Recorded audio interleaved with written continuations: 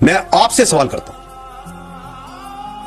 کیا یہ ذہن سازی فوجی قیادت نے خود کروائی اپنے خلاف؟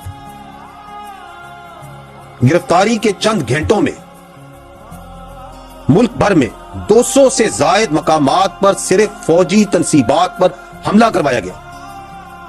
میں آپ سے یہ سوال کرتا ہوں کہ کیا راولپنڈی، لاہور، کراچی، چک دیرہ، ٹمرگرہ، ملتان، فیصل آباد، پشاور، مردان، کوئٹہ، سرگودا، میاں والی اور بہت سی جگہوں پر کیا فوج نے اپنے ایجنٹس پہلے سے پھیلائے ہوئے تھے؟ میں آپ سے یہ سوال کرتا ہوں،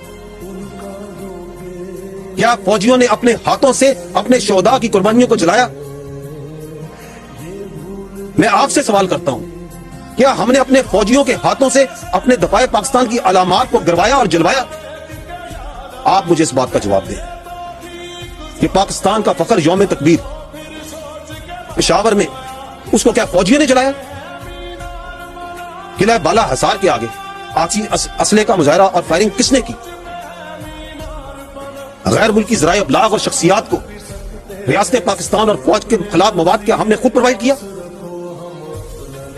جب یہ چل رہا تھا سلسلہ، جب جلاؤ گراؤ ہو رہا تھا، اس وقت باہر سے بیٹھ کے، ملک میں بیٹھ کے نامی بے نامی اکاؤنٹ سے کون پرچار کر رہا تھا کہ مزید جلاؤ، مزید گراؤ اور قبضہ کرو؟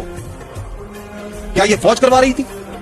یہ تو وہ چند حقائق ہیں جو میں نے رکھے، اس کے علاوہ بے شمار ثبوت ہیں۔ اس سے یہ ثابت